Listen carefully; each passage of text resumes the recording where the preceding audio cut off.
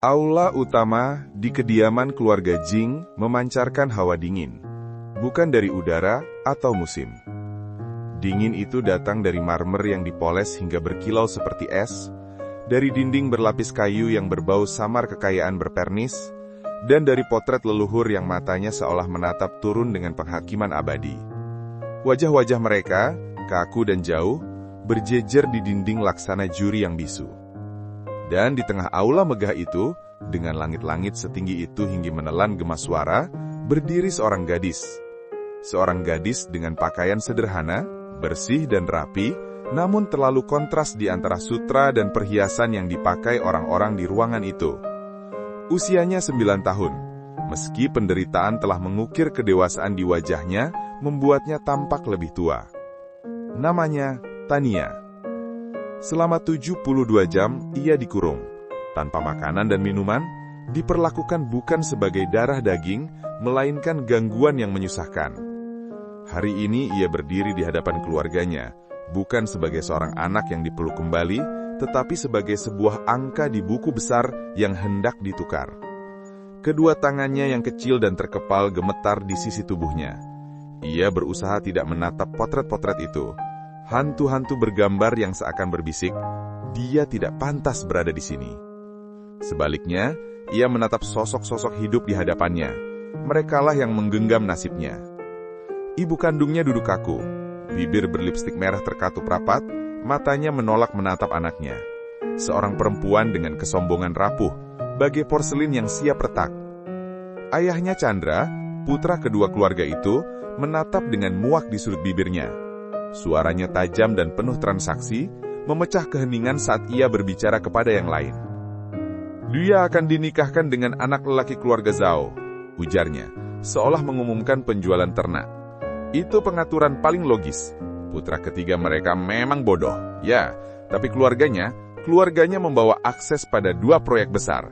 Inilah pemanfaatan maksimal dari keberadaannya. Pemanfaatan maksimal.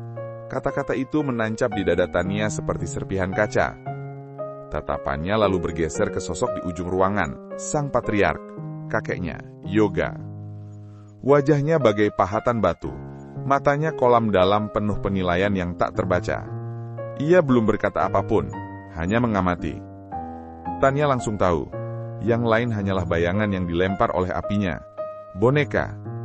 Jika ia menginginkan kebebasan, jika ia ingin hidup di luar jeruji besi skema ayahnya, itu bukan dengan memohon pada ibunya atau berdebat dengan Chandra.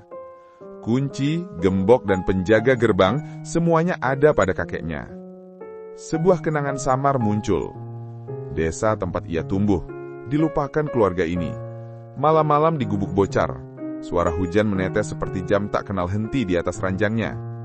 Sebatang lilin pendek yang hampir padam menemaninya membungkuk di atas buku lusuh, menelusuri kata-kata hingga menempel di ingatannya. Ia menjadi murid sekaligus guru bagi dirinya sendiri, meraba-raba etiket, mengasah bicaranya, hingga lidahnya bisa setajam sutra. Malam-malam itulah yang membentuknya, dan dengan baja yang ditempa di sana, ia kini mengangkat dagunya. Suaranya, jernih dan tegas, bergema di aula laksana pedang menghantam batu. Aku menolak. Kata-kata itu membelah udara. Chandra menoleh, seringnya mengajak melebar saat matanya menyapu pakaian sederhana dan kepalan tangan Tania. Kau menolak? Ia desis, seolah kata itu terdengar konyol di mulut anak itu. Atas dasar apa? Kau seorang Jing, kau akan jalankan kewajibanmu. Tangan Tania tergetar, tapi bukan karena takut. Suaranya meninggi, bergetar dengan amarah yang benar, membuat tubuh kecilnya tampak lebih tinggi dari harusnya. Kau mengurungku tanpa makanan, tanpa minuman, kau tuduhku, kata-katanya seperti anak panah dilepaskan dari busur. Bagaimana harimau tidak memangsa anaknya sendiri? Katakan, apakah kau masih manusia? Hinaan itu menghantam laksana petir. Ruangan bergetar. Para pelayan bergeser gelisah di sudut. Dan di tengah keheningan itu, seberkas cahaya, kecil tapi tak terbantahkan, muncul di mata kakeknya. Yoga kini melihatnya. Bukan hanya kata-kata menantang, tapi baja dalam posturnya, kendali nafas yang terukur. Amarahnya tajam, ya, tapi bukan liar. Ia terasah. Yoga teringat masa mudanya, malam ketika ia sendiri menentang ayahnya, mempertaruhkan segalanya demi merebut bisnis keluarga dan menempah sebuah kerajaan. Gadis ini membawa api yang sama, penolakan yang sama untuk tunduk. Untuk pertama kalinya setelah bertahun-tahun, sesuatu bergerak di dalam dirinya. Rasa hormat yang pelan tapi pasti. Tania merasakan perubahan itu. Instingnya, yang diasah bertahun-tahun melalui pengamatan dan bertahan hidup, menjerit bahwa inilah saatnya. Ia tak boleh goyah. Ia melangkah maju dan memberi salam hormat yang begitu presisi, hingga bahkan bisik-bisik di sudut pun terdiam. Suaranya menggema, kali ini tanpa getar, penuh keyakinan. Seorang anak hanya berhutang bakti, bila seorang ayah penuh kasih. Karena ayahku tidak penuh kasih, aku memohon, kakek, izinkan aku memilih ayah yang baru. Keheningan yang menyusul benar-benar mutlak. Hanya terputus gema suaranya yang menghilang di langit-langit tinggi. Lalu Chandra meledak. Amarahnya bagi cambuk. Kurang ajar, gila. Berani-beraninya kau berdiri di sini, di depan leluhur kita, dan melontarkan racun seperti itu. Akan aku kirim kau ke rumah sakit malam ini juga. Namun sebelum kata-katanya mengumpul tenaga, suara lain memecah udara. Kau yang seharusnya periksa kepalamu. Suara Yoga menggemuruh, laksana petir menggelegar di aula. Para pelayan terkejut, bahkan potret-potret di dinding seakan menjauh dari kekuatannya. Ia mengalihkan amarahnya pada putra keduanya. Dia darah dagingmu, hilang bertahun-tahun, dan beginikah kau menyambutnya? Dengan mengurungnya, dengan menjualnya seperti sapi, kau tidak layak jadi ayahnya, tidak layak jadi apapun selain aib. Penghakimannya jatuh seperti kapak. Lalu tatapannya beralih, melembut, bertumpu pada Tania. Nah, anakku, suaranya kini lebih tenang, terselip sesuatu yang langka, rasa ingin tahu. Kalau bukan dia, siapa yang kau pilih? Ruangan menahan nafas. Setiap sepupu, paman, pelayan, semuanya mencondongkan tubuh menunggu. Tania melalui para wanita berkilau, para pria penuh kalkulasi. Lalu ia melihatnya. Seorang yang duduk malas di kursi terpisah, kemeja setengah terbuka, wajah setengah tenggelam dalam apati. Seorang pria yang dikenal seantero Beijing sebagai pemboros, playboy, bahan tertawaan. Johan, putra sulung. Pikirannya berpacu. Chandra kejam, ibunya lemah. Yang lain penuh petuah, masing-masing lebih berbisa dari yang lain. Tapi yang ini, ada luka di matanya. Tapi tanpa niat jahat. Seorang pria yang hancur, ya, tapi bukan jahat. Dia bisa dibentuk. Dia bisa diselamatkan. Dan dengan menyelamatkannya, dia akan menyelamatkanku. Suaranya setegas dentuman gendrang memecah keheningan. Aku memilih dia, katanya menunjuk langsung pada Johan. Aku ingin dia menjadi ayahku. Tawa Chandra meledak, kejam dah mengejek. Pilihannya membuktikan kegilaannya. Dari semua orang, dia pilih itu pemabuk, si tolol. Hati-hati anak, nanti dia kasih makan kau ke buayanya kalau sedang mabuk. Aula pecah dalam tawa getir, mengejek dan kejam. Namun Johan, yang tadi duduk apatis, kini bergeser. Selama dengan terbangun dari tidur panjang, ia menegakkan tubuh. Tatapannya yang tadinya kosong, kini tertuju pada gadis kecil yang berani menunjuk dirinya. Dan saat itu juga, sesuatu yang asing, lama terbungki, bangkit dalam dadanya. Sebuah kilatan naluri melindungi. Ia berdiri, gerakannya mengejutkan stabil. Suaranya, saat terdengar hangat, kasar di tepiannya, tapi tulus. Kemarilah anak, katanya sambil membuka lengan. Aku mungkin tak bisa diandalkan, tapi aku tak akan pernah menjual kau pada orang bodoh. Aku tak akan pernah mengurung kau. Pulanglah bersamaku, dan kita akan menikmati hidup. Desahan kaget beriak di seluruh aula. Dan begitulah, di hadapan mata tercengang seluruh klan Jing, kekecewaan terbesar keluarga itu mengadopsi harapan yang paling menentang. Villa Juanjiang adalah istana kemewahan. Namun di mata Tania, tempat itu terasa anehnya kosong. Begitu mereka masuk, ayah barunya itu langsung meninggikan suara dengan semangat sembrono, seperti orang yang percaya uang bisa menyembuhkan semua luka. "Bibi Lina!" Juan berteriak. Suaranya menggema di aula marmer yang dipenuhi botol minuman setengah kosong dan kemewahan yang terlupakan. "Cepat, belikan anakku 1000 pakaian baru. Ubah kamar suite barat jadi ruang putri, tirai emas, karpet beludur, lampu gantung lebih terang dari matahari. Jangan hitung biaya." Mata Juhan, yang beberapa saat lalu masih redup karena keputusasaan, kini berkilat dengan antusiasme kekanak-kanakan. Ia berlutut di hadapan Tania, suaranya melembut. "Kau sekarang anakku," katanya dengan kesungguhan yang jarang ia tunjukkan. "Lakukan apapun yang kau mau.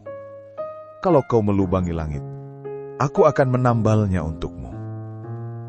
Untuk pertama kalinya setelah bertahun-tahun, kata-kata Johan tidak diseret oleh mabuk, tidak dibungkus dengan kesombongan. Kata-kata itu membawa sesuatu yang berbahaya, ketulusan. Dan Tania, putri angkat barunya, berdiri kecil namun tegak di ruang luas itu, mengucapkan sumpah dalam hatinya. Mereka semua menertawakan pria ini, tapi aku akan mengangkatnya. Aku akan menajamkannya menjadi sebilah pedang. Dan bersamaku, ia bukan hanya akan berdiri, ia akan bangkit. Tapi membangkitkan seorang pria yang jatuh bukanlah perkara mudah. Menikmati hidup ala Johan adalah racun yang menyamar jadi kebebasan. Malam-malam tenggelam dalam whisky berat, di mana cairan ember itu menenggelamkan setiap pikiran. Siang hari penuh kecepatan sembrono dengan mobil sport berkilau yang meraung seperti iblis di jalanan Beijing. Jam-jam panjang main mahjong, bunyi tak-tak kepingan yang saling berbenturan di ruangan penuh asap dan tawa kosong. Dan selalu akuarium kaca di sudut ruangan dengan mata buas buaya peliharaannya yang berkilau penuh lapar. Si manis kecil, begitu ia menyebutnya, sahabatnya yang paling setia. Namun di balik semua kebisingan itu, ada kesunyian yang jauh lebih berat dari pesta manapun. Di sudut malam yang sunyi, saat lampu neon hanya jadi bayangan samar di kaca jendela mobil dan tawa meredup menjadi dengung hampa, hantu itu kembali. Skandal. 9 tahun lalu, namanya terseret ke lumpur begitu dalam, hingga tak pernah benar-benar bersih lagi. Ia masih bisa mendengar teriakan wartawan. Kamera berkilat seperti tembakan senapan. Orang asing meludahkan namanya seolah racun. Ia masih bisa melihat wajah ayahnya, penuh kekecewaan, dan merasakan tamparan telapak tangan di pipinya. Yang paling menyakitkan, ia masih bisa merasakan pengkhianatan itu. Bayangan saudaranya sendiri di balik semua itu. Setiap botol yang ia kosongkan, setiap taruhan nekat, setiap malam ia tersandung kembali ke villa kosong ini. Semuanya adalah jawabannya terhadap luka itu. Dan Tania, putri angkat barunya, berjalan tepat masuk ke badai kehampaan itu. Ia tahu, kata-kata saja tidak akan cukup. Johan sudah seumur hidup dicemooh, ditertawakan, dan dikasihani. Dan tak ada satupun yang mengubahnya. Tania harus menyentuh hati yang sudah ia kubur di bawah abu dan alkohol. Maka ia menyiapkan panggung dengan kesunyian. Suatu siang, ia duduk di jendela lebar villa itu. Cahaya matahari menyinari tubuh mungilnya. Punggungnya tegak, tangannya diam, tapi wajahnya, wajahnya adalah sungai kesedihan. Air mata jatuh tanpa henti di pipinya, berkilau di cahaya, sunyi seperti hujan yang jatuh perlahan. Johan terhuyung masuk ke ruangan, masih bersenandung lagu yang tak jelas, lalu terhenti. Pemandangan itu menusuk dadanya seperti bilah pisau. "Tania," Johan berteriak, suaranya pecah, goyah. Apa yang terjadi? Siapa yang menyakitimu?" Tania menoleh, matanya lebar penuh air. Suaranya patah jadi bisikan yang seakan mengguncang dinding. "Aku tahu, ayah. Aku tahu. Mobilmu, barbarmu, mahjongmu, semuanya lebih menyenangkan daripada aku. Dan buayamu, kau panggil dia si manis kecil. Katakan padaku, apakah aku tidak semanis dia?" Kata-kata itu menghancurkannya. Sesaat Johan tidak bisa bernafas. Ruangan berputar dan semua malam penuh tawa, kecepatan dan minuman runtuh jadi abu. Ia melihat dirinya sebagaimana Tania melihatnya. Pria kosong yang tak bisa mencintai, tak bisa melindungi, yang membiarkan putrinya merasa kurang berharga daripada seekor binatang dalam akuarium. Gelombang rasa bersalah yang tajam dan kejam menyerbunya. Dan di bawahnya, sesuatu yang lebih berbahaya bangkit. Kebutuhan putus asa untuk berubah. Transformasi itu bukan lembut, itu kejam. Bibi Lina, Johan menggelegar, suaranya mengguncang lampu gantung. Jual semua mobilku, setiap satu pun. Aku tidak peduli kalau kolektor memohon agar aku menyimpannya. Semuanya pergi. Pengurus rumah tangga terperanjat, Tania terbelalak. Jual bar itu, kosongkan, tutup, hapus namanya dari jalanan. Matanya menyala, marah dengan api yang belum pernah Tania lihat. Buang set mahjong itu, hancurkan kalau perlu. Dan kemudian, suaranya turun, dingin dan final. Bunuh buaya itu, rebus untuk anakku makan. Kata-kata itu bergantung di udara, berat seperti guntur setelah kilat. Bibi Lina pucat, hati Tania terhentak, setengah karena terkejut, setengah lagi karena kepuasan rahasia yang berdosa. Taruhannya berhasil terlalu baik. Malam itu villa dipenuhi aroma kuah berbumbu dan daging empuk. Johan duduk di seberang Tania di meja makan panjang. Tangannya gemetar saat meletakkan mangkuk di hadapannya.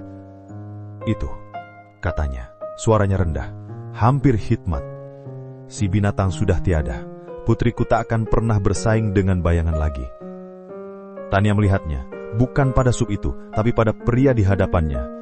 Matanya kini jernih, wajahnya bertekad dengan tekad baru yang keras dan brutal.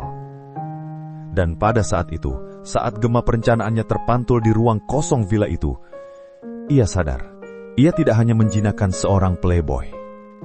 Ia telah membangkitkan sesuatu yang jauh lebih berbahaya dan jauh lebih kuat. Seorang ayah yang rela membakar dunia demi putrinya. Panggilan itu datang saat fajar. Sebuah amplop berlapis pernis dengan segel keluarga Jiang diserahkan langsung oleh salah satu tangan kanan kakek Yoga. Kata-kata di dalamnya sederhana, namun mengandung bobot dinasti. Hadirkan dirimu pada perjamuan ulang tahun sang patriark. Johan harus tampil layak berdiri di antara para pria, bukan mayat. Tania melipat surat itu dengan hati-hati. Pikirannya berputar cepat. Ini bukan undangan biasa. Ini adalah ujian. Jika Johan tersandung, mereka berdua akan dibuang. Tetapi jika ia bersinar, dunia akan melihat apa yang sudah Tania ketahui. Bahwa ayahnya, ayah pilihannya, bukanlah kegagalan yang dipercaya semua orang. Minggu persiapan. Minggu itu penuh tanpa henti. Di villa Johan, suara tawa dan dentingan gelas berubah menjadi gesekan sepatu di atas marmer ketika Tania melatih ayahnya tentang sikap tubuh. Punggung tegak, bahu mantap, perintahnya berputar mengelilingi Johan seperti elang. Jangan membungkuk, setiap langkah adalah pernyataan. Kau bukan melangkah ke bar, kau memasuki medan perang. Johan mengeluh menarik kerah jas kaku yang dipaksakan Tania. Medan perang, perjamuan, sama saja. Terlalu banyak orang yang ingin menusukmu. Benar sekali, jawab Tania tajam. Hanya saja, di sini pisaunya tersembunyi di balik lengan sutra. Ia membuat Johan berlatih bangun dari kursi, perlahan, penuh wibawa, seperti seorang raja yang bangkit untuk memberi keputusan. Ia mengoreksi cara Johan mengangkat gelas anggur, cara ia mengangguk saat berbicara, cara tatapannya harus bertahan cukup lama untuk memerintah hormat tanpa jatuh pada kesombongan. Di malam hari, ia menata jas di hadapan Johan, sutra dan wol yang dijahit setajam pedang. Johan, yang dulu hidup dengan kemeja bunga dan kacamata hitam di tengah malam, menggerutu pada setiap pilihan. Namun di balik keluhannya, sesuatu dalam dirinya mulai tergerak. Di cermin, ia mulai melihat sosok yang sudah lama hilang. Seorang pria yang dulu dikubur musuhnya, tapi tidak pernah mati. Malam perjamuan. Mansion keluarga Jiang berkilau penuh cahaya. Lampu gantung menumpahkan api emas di atas lantai marmer. Di luar, deretan mobil mewah berjajar bagai prada binatang baja. Di dalam, para elit Beijing berdesis bagai tawon. Gelas anggur berdenting, perhiasan berkilauan, suara penuh gosip beracun. Sudah dengar, bisik seorang tamu, nafasnya syarat brandy. Mereka bilang Johan akan datang malam ini. Tawa kejam menyusul. Hahaha, Johan, si pemabuk. Mungkin ia akan mengenakan buayanya sebagai sial. Atau menabrakkan mobilnya ke gerbang depan lagi. Tawa itu membesar seperti ombak ejekan. Lalu, hening. Pintu besar berayun terbuka. Johan melangkah masuk. Ia bergerak perlahan. Setiap langkah bergema seperti dentuman genderang. Hilang sudah playboy berantakan dengan mata sayu dan bahu merosot. Malam ini, ia mengenakan jas hitam pekat. Potongannya presisi, garisnya tajam. Wajahnya bersih, tanpa kabur alkohol. Hanya keyakinan tenang yang mantap. Tatapannya menyapu ruangan, dan setiap kali matanya singgah, bisikan langsung terhenti. Di sisinya berjalan Tania, tangannya bertumpu ringan di lengan Johan. Kehadirannya bagai jangkar sekaligus mahkota.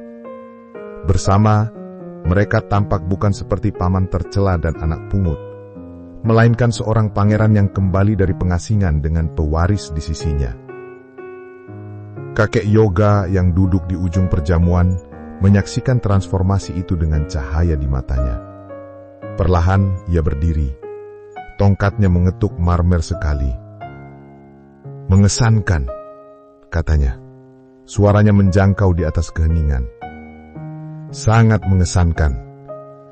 Kemudian, di depan seluruh hadirin, ia mengangkat sebidang akta berbalut sutra merah. Villa Yung, senilai 20 triliun rupiah, malam ini menjadi milik Tania. Desahan kaget merambat di seluruh aula. Hadiah sebesar itu bukan sekedar pemberian. Itu adalah pengakuan. Itu adalah kekuasaan. Upacara hadiah. Perjamuan berlanjut, namun ujian yang lebih dalam segera tiba. Upacara pemberian hadiah.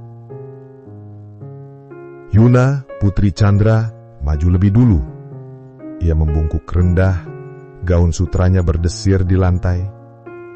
Kakek, katanya manis. Aku mempersembahkan lagu yang paling kau cintai. Awan suci dan suara jernih. Aula hening ketika ia duduk di depan guzeng. Jemarinya menari anggun, nadanya tepat, melodinya sempurna. Saat akord terakhir mereda, tepuk tangan sopan terdengar. Lalu, Tania maju. Tenang, terkendali. Hadiahku, katanya, suaranya jelas. Juga lagu itu, tetapi aku akan memainkannya lengkap. Tawa sinis berdesir di antara para tamu. Tidak mungkin, munggu itu sudah hilang. Anak desa berani menyombongkan diri, cemooh yang lain. Tania tidak menggubris. Ia duduk di depan guzeng. Jemarinya menggantung di atas senar. Sejenak, keheningan menekan ruangan. Lalu, ia mulai bermain. Suara yang lahir bukan sekedar musik, melainkan suara dari zaman lain. Setiap nada berkilau seperti sinar bulan jatuh ke air, naik turun dalam gelombang yang meraih jiwa. Melodi itu bercerita tentang dinasti yang terlupakan, kesedihan kuno dan harapan abadi. Lembut seperti nina bobo seorang ibu, garang seperti pekik seorang prajurit. Udara seakan bergetar. Segelas anggur di meja, tak tersentuh, beriak. Para tamu terperanjat ketika cairan itu menari serasi dengan irama. Seolah melodi itu sendiri memerintah dunia untuk menanggapi. Sebuah legenda yang dahulu dianggap mitos terungkap di depan mata mereka. Air mata jatuh di pipi sang patriark. Bagi Yoga, itu bukan sekedar penampilan. Itu adalah kenangan. Itu adalah masa mudanya ketika ia pun pernah berani, ketika cinta dan api belum membatu jadi batu. Saat nada terakhir mereda, keheningan menawan ruangan untuk sesaat yang panjang dan menyiksa. Lalu, Yoga bangkit berdiri, tongkatnya bergetar di genggamannya. "Hadiah terbaik," ucapnya. Suaranya pecah oleh emosi. "Yang pernah kuterima." Lalu datanglah petir yang mengguncangkan. "Untuk ini, aku anugerahkan pada Tania 10% saham grup Jiang." Aula meledak. Desahan, bisikan, teriakan. 10% digabung dengan saham Johan yang sudah ada. Kini mereka memegang 20, 1/5 dari kerajaan. Cukup untuk menggeser keseimbangan kekuasaan. Wajah Chandra memucat, tinju tangannya terkepal hingga memutih. Di sudut aula, ia menyelinap ke bayangan. Suaranya mendesis penuh beracun ke telepon yang menunggu. "Rencananya jalan," bisiknya. "Lakukan sekarang." Dan begitulah, di bawah lampu gantung berkilauan, saat anggur masih beriak karena permainan ilahi Tania, badai yang lebih gelap mulai berkumpul. Tipu daya kejam dan pengakuan seorang ayah. Perayaan itu seharusnya berakhir dengan kemenangan. Tawa, tepuk tangan, dan rasa manis kemenangan masih menggantung di udara bagaikan dupa.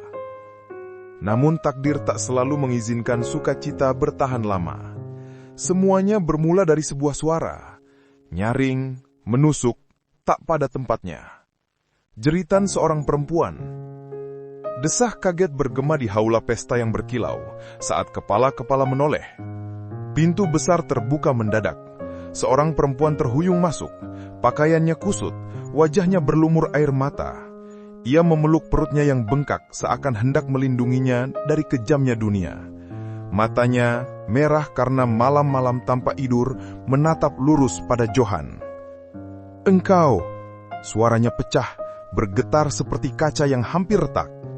"Engkaulah ayah dari anakku." Aula itu meledak dalam kekacauan. Gelas kristal jatuh keberdam ke lantai marmer. Orkestra terhenti seketika. Bisikan berubah jadi badai gosip penuh skandal. Lagi, sejarah terulang. Memalukan. Johan terpaku, setiap ototnya kaku, seolah disambar petir. Ia menatap perempuan itu seperti melihat hantu yang diseret dari lumpur masa lalunya. Patriark Yoga menghantamkan tongkatnya ke lantai. Suaranya dingin dan menggelegar, menenggelamkan hiruk-pikuk ruangan. "Cukup!" Ia menoleh ke arah Johan. Tatapannya menyala dengan kekecewaan yang terlalu berat untuk diungkapkan kata. "Engkau mempermalukan kami lagi. Engkau akan pergi ke haula leluhur, renungkan dosamu di hadapan para pendahulu kita." Kata-kata itu menghantam Johan laksana rantai yang mengunci rapat. Para penjaga mencengkram lengannya. Tatapan keluarga, penuh ejekan, iba dan kecaman, menusuknya ketika ia diseret pergi. Haula leluhur. Haula leluhur itu laksana gua bayangan. Tablet kayu tinggi, diukir dengan nama-nama kaisar dan hartawan yang telah tiada, menjulang bagaikan hakim bisu. Debu menebal, hanya terusik oleh benapas Johan yang terengah-engah. Ia berlutut di depan altar, udara berat dengan sisa dupa yang sudah lama padam, meninggalkan hanya bekas pahit asap. Langkah kecil Tania bergema ketika ia masuk. Ia tak membawa pelita, namun kehadirannya seolah membawa cahaya. Ia berlutut di samping Johan, suaranya rendah dan mantap. "Ayah, katakan padaku yang sebenarnya, jangan lagi sembunyikan dariku." Lama Johan terdiam. Kepalan tangannya bergetar, buku-buku jarinya memutih. Tenggorokannya bergerak, namun kata tak kunjung keluar. Lalu perlahan, seperti bendungan jebol, suaranya tumpah, parau dan syarat dengan kepahitan yang tertahan bertahun-tahun. 9 tahun lalu, ini pernah terjadi. Ia terhenti, menelan keras, seakan kata-kata itu sendiri membakar lidahnya. Itu Chandra. Nada suaranya menghitam, tajam dengan racun. Dia ingin aku tersingkir. Aku menjadi penghalangnya. Maka suatu malam, dia meracuniku. Napasnya tersengal-sengal, tiap tarikan bagai pertarungan. Aku terbangun di kamar hotel. Tak ada ingatan, hanya rasa malu. Beberapa hari kemudian, seorang perempuan muncul. Wartawan datang seperti burung nasar. Judul utama berteriak, "Putra sulung, aib keluarga." Ayahku sendiri, suaranya pecah, air mata mengalir. Meski ia coba menahannya, ayahku sendiri mempercayainya. Ia mengusirku. Keheningan menjerat ruangan. Hanya bunyi berderit balok ua di atas dan gesekan abu dupa yang bergeser pelan. Aku mencoba menenggelamkannya dengan minum, dengan judi, dengan menggebut di jalanan. Tapi tak ada yang berhasil. Setiap malam aku melihat mata mereka, kamera, tajuk berita, wajah dingin ayahku. Dan sekarang, suaranya retak, kasar. Sekarang, ini terjadi lagi. Seakan hidupku terkutuk. Tamia meletakkan tangan mungilnya di atas tangannya. Matanya, meski masih belia, menyimpan kedalaman yang menenangkannya. Engkau tidak terkutuk, ayah. Engkau dikhianati. Tak terlihat di balik sekat ukiran, seorang pendengar berdiri membatu. Yoga. Ia mengikuti diam-diam, hatinya syarat kecurigaan. Kini tiap kata yang ia dengar menusuknya bagai belati. 9 tahun. 9 tahun aku membelakanginya. 9 tahun aku lebih memilih si ular ketimbang darah dagingku sendiri. Rasa bersalah, tajam, mencekam, menekannya. Ia ingat Johan kecil, tertawa lepas, penuh semangat, nakal tanpa takut. Ia ingat hari ia menyebutnya aib, hari tawa itu mati. Betapa butanya aku, betapa tak termaafkan. Bukti pengkhianatan. Beberapa jam kemudian, ketukan lirih di ruang kerjanya. Ajudan paling dipercaya Yoga masuk, membawa map tebal. Wajahnya serius. "Tuan, penyelidikan telah selesai." Yoga membuka map itu dengan tangan gemetar. Suara kertas berbisik seperti dedaunan kering. Ia membaca, tiap lembar terasa seperti paku yang menghunjam dalam-dalam.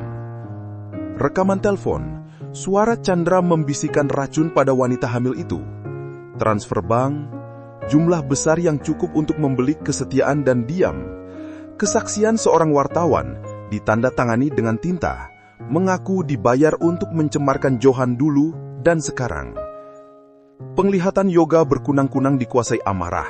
Tongkatnya bergetar menghantam lantai. Ular itu bukan hanya berbohong. Dia telah merampas hampir 1 dekade kehidupan seorang anaknya. Malam penghukuman. Malam itu, di bawah sinar bulan dingin, halaman dalam menjadi panggung penebusan. Chandra diseret keluar, terikat, teriakannya nyaring namun hampa. Cambuk berderak. Sekali, 2 kali, 10 kali. Tiap sabetan merobek sutra, lalu kulit, hingga suaranya larut menjadi jeritan serak. Para pelayan yang menyaksikan gemetar, tapi tak berani berpaling. Suara Yoga menggelegar menindih jeritan itu. "Kau menjebak saudaramu, mencoreng nama keluarga ini, mengkhianati kepercayaanku. Mulai malam ini, kau bukan siapa-siapa." Hukuman itu bergema di seluruh rumah besar seperti guntur menggulung di atas pegunungan. Penolakan yang membekukan. Beberapa hari kemudian, Chandra dan istrinya mencoba merangkak kembali ke dalam kasih. Mereka mengirim hadiah pada Tania, gelang giok, sutra bersulam, tusuk rambut emas yang beratnya cukup untuk membungkukan kepala. Namun ketika kotak terakhir dibuka, Tania menatap mereka dengan mata sedingin sungai musim dingin. "Kesetiaanku tidak bisa dibeli," katanya dengan suara mantap, bergema di haula. "Aku sudah punya seorang ayah, namanya Johan. Penolakan itu menebas lebih dalam daripada cambuk manapun. Dan pada saat itu juga, keseimbangan keluarga Jiang bergeser selamanya. Kompetisi kerajaan. Hari-hari setelah kehancuran Chandra, jauh dari kata damai. Rumah besar keluarga Jiang dipenuhi desas-desus, bisikan yang menyebar lebih cepat daripada api di padang rumput kering. Para pelayan berbisik di sudut-sudut gelap. Para tetua berdebat di balik pintu tertutup. Dan kemanapun Tania melangkah, ia merasakan tatapan mata, penuh rasa ingin tahu, perhitungan, juga iri. Namun ia tak punya waktu untuk takut. Ia sudah mulai menenun langkah berikut dari rencananya. Pendidikan seorang pangeran yang jatuh. Malam-malam di villa megah Johan kini dipenuhi suara yang aneh. Keheningan yang sesekali pecah oleh pertanyaan. "Father?"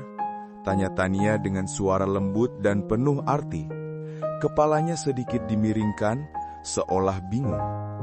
Bagaimana cara membedakan giok jadeit dengan giok nefrite? Warnanya bisa sama, tapi yang mana yang bernyanyi lebih jernih saat dipukul palu? Atau, "Father, para tetua menyebut sesuatu bernama bullwhip effect dalam rantai pasok. Apakah itu berarti permintaan mencambuk pemasok seperti cambuk, atau maksudnya lain?" Johan hanya bisa tertegun, terjebak antara bangga dan panik.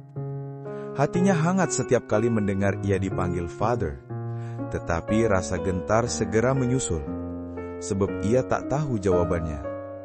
9 tahun ia habiskan tenggelam dalam whisky, bukan dalam buku.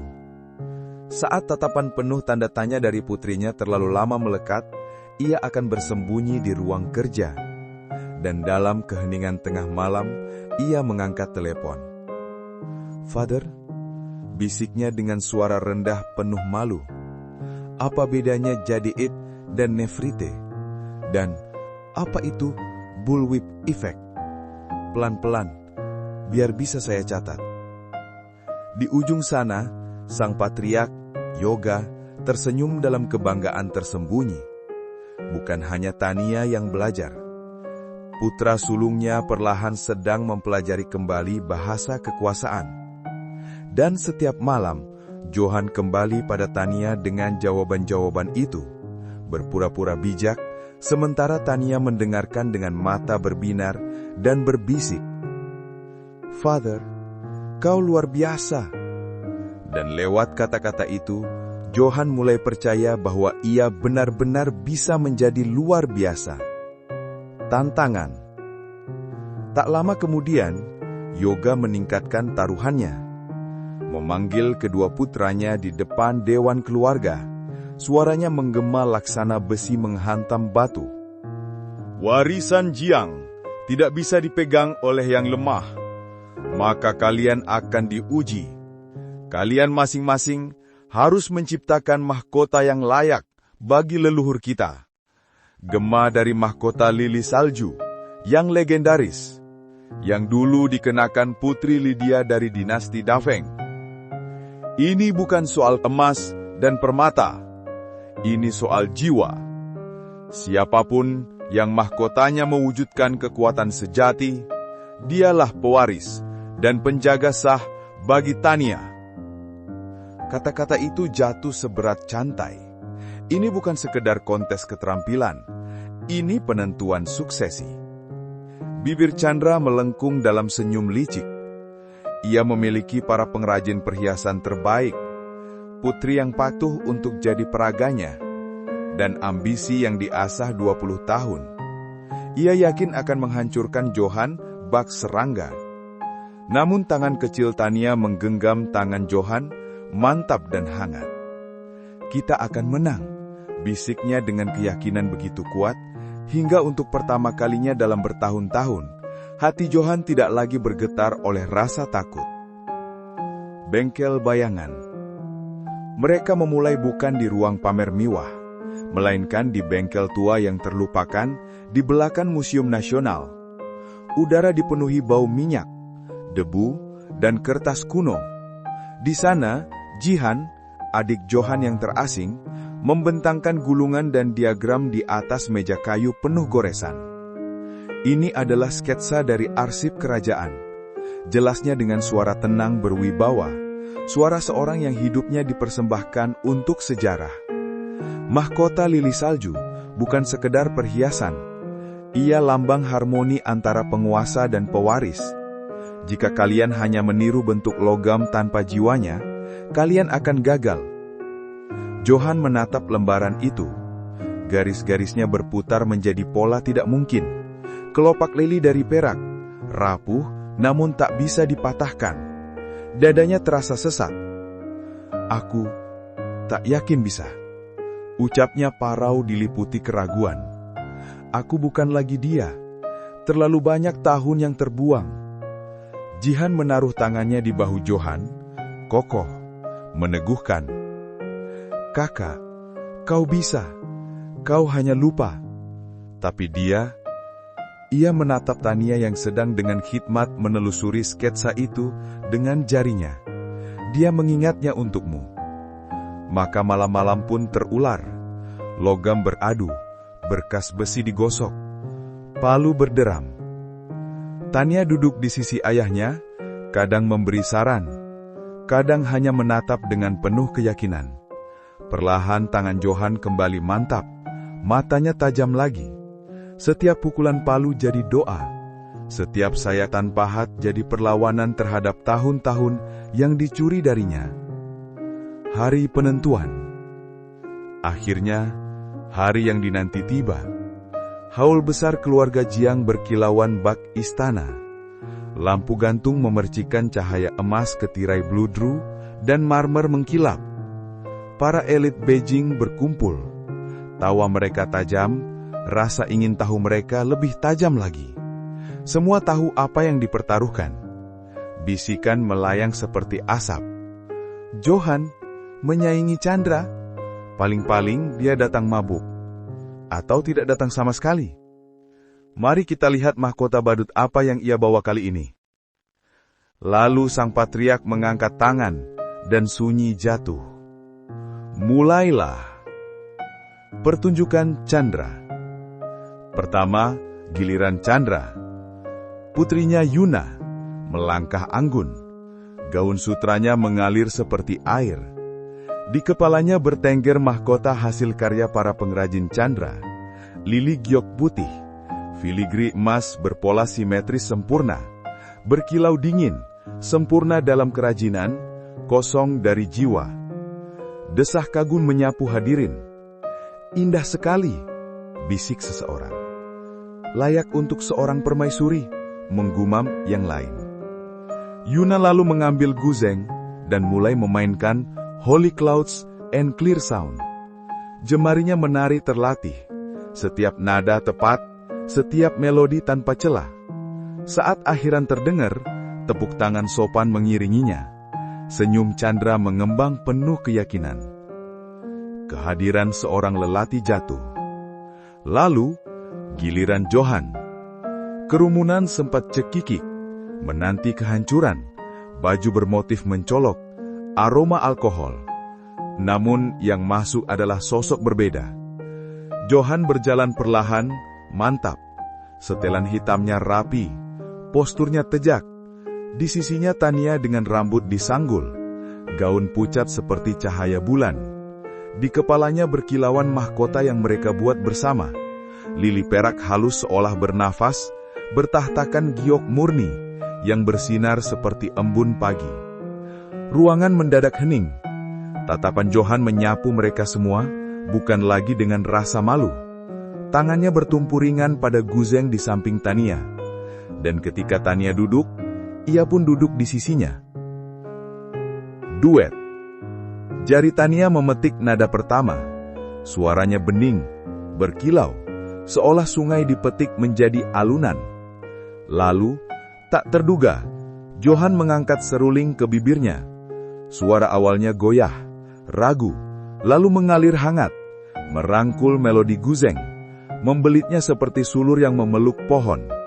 Ayah dan anak, alat musik dan alat musik, suara dan suara. Musik berkembang, para pendengar menutup mata, melihat bayangan, seorang putri di bawah bunga salju, seorang kaisar berdiri gagah di sisinya. Harmoni antara generasi. Guzeng adalah sungai, seruling adalah angin di permukaannya. Bersama-sama mereka menghidupkan kembali legenda Putri Lydia dan ayahandanya, ruh sejati mahkota. Desah berubah jadi air mata, bahkan yang sinis pun menyekap wajahnya. Ada yang bersumpah kristal lampu gantung bergetar mengikuti resonansi itu. Saat nada terakhir lenyap, keheningan menyelimuti ruang, lalu pecah jadi tepuk tangan gemuruh. Putusan. Yoga berdiri. Tangannya sedikit bergetar di atas tongkat. Suaranya berat oleh emosi. Aku telah melihat banyak mahkota. Mahkota emas, mahkota giok, mahkota yang berat oleh permata namun kosong maknanya. Tapi malam ini, aku melihat mahkota bukan dari logam, melainkan dari jiwa. Aku melihat seorang ayah dan seorang putri yang lahir kembali, dan karena itu, suaranya meninggi, menggema ke seluruh aula. Aku menobatkan Johan sebagai CEO baru Jiang Group. Aula meledak dalam keterkejutan. Lutut Johan hampir lemas, namun genggaman Tania menguat. Air mata memburamkan pandangannya saat ia membungkuk pada sang patriark. Sorak-sorai menggema, tetapi di telinga Johan hanya suara putrinya yang terdengar. "Lihat, Father," bisiknya. Kata-katanya seperti sinar matahari menembus badai. "Aku bilang kita pasti menang." Dan pada saat itu, Johan tahu ia benar-benar menang. Bukan hanya kompetisi, bukan hanya jabatan, tetapi dirinya sendiri dipulihkan, dibentuk ulang, dilahirkan kembali.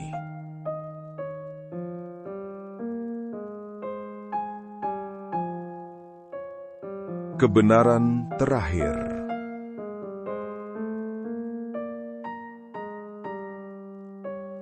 Udara malam di luar kediaman keluarga Jiang terasa hening. Namun di dalam mansion, suasananya bagai badai. Jeritan Yuna memecah keheningan halus di aula. Itu bukan lagi suara lembut dan anggun yang biasa dikenal keluarga, melainkan jeritan mentah penuh gemetar. Dia berdiri di koridor, tubuhnya bergetar, wajahnya pucat laksana kertas. Di tangannya berkilat sebilah pisau buah, berguncang seirama dengan nafasnya. Matanya terbelalak, retak, merah, penuh darah. "Semua ini karena kau," ia menjerit. Kata-katanya pecah oleh isak tangis. "Kalau saja kau tak pernah muncul, aku masih akan dicintai. Aku masih akan menjadi bagian. Tapi sekarang aku bukan siapa-siapa." Sebelum ada yang sempat bergerak, ia menerjang. Dunia melambat jadi satu detak jantung. Suara gesekan jubah sutra, helaan nafas tajam para pelayan yang terkejut, derap langkah panik. Lalu rasa sakit menusuk, teriakan teredam. Jeritan Tania memecah keheningan saat pisau itu menancap. Darah merekah di pakaiannya, mekar, seperti bunga merah kejam. Sejenak Johan membeku. Ia pernah menanggung cemooh, pengasingan dan penghinaan hampir 1 dekade. Tapi tak ada yang pernah terasa seburuk ini. Melihat putrinya ambruk di lantai, darah mengalir di gaun pucatnya. Sesuatu dalam dirinya runtuh. Ia meraih tubuh Tania, tangannya panik menekan luka itu, bergetar. "Tania, tidak, jangan tinggalkan ayah, tetap terjaga." Suaranya pecah, basah oleh teror. Tania napas tersengal, memaksa matanya terbuka. Suaranya nyaris tak terdengar, serak bagai bisikan sekarat. "Ayah, jangan takut. Aku memilih kau karena aku tahu kau akan melindungiku." Kata-katanya menembus Johan seperti api. Saat itu juga, ia menanggalkan sisa-sisa playboy rapuh yang dulu ia jalani. Bar-bar, mobil, tawa kosong semuanya lenyap seperti asap. Yang tersisa hanyalah seorang lelaki dengan baja di tulang punggungnya, api di darahnya. Seorang ayah.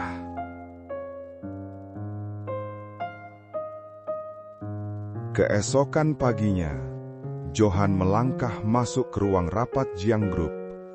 Bukan lagi pria yang ditertawakan sebagai orang dungu. Pintu terbuka, dan ia masuk dengan ketenangan yang lebih berbahaya daripada amarah. Langkahnya bergema di lantai marmer, tenang, dingin. Di lengannya, ia menjinjing sebuah koper kulit.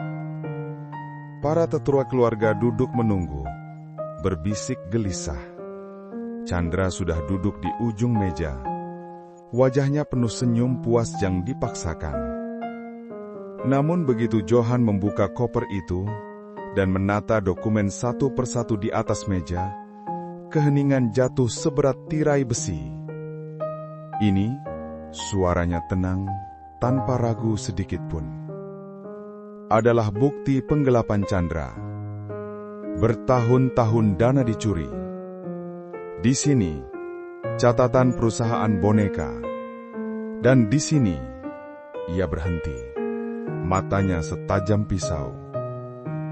Pengakuannya tertulis bahwa ia merancang bukan satu, tapi 2 skandal terhadapku. 9 tahun lalu, dan yang terbaru. Setiap lembar jatuh ke meja, seperti dentang lonceng maut. Para tetua gelisah di kursinya. Ada yang terengah, ada yang berbisik doa. Bobot kebenaran itu tak terbantahkan. Johan berdiri tegak, matanya menyapu ruangan. Ia tidak berteriak, tidak memohon. Suaranya tetap tenang, terukir dari batu. Aku sudah menanggung aib. Aku sudah menanggung pengasingan. Tapi aku tak akan menanggung korupsi keluarga ini lagi. Mulai saat ini, Chandra tamat. Topeng Chandra retak.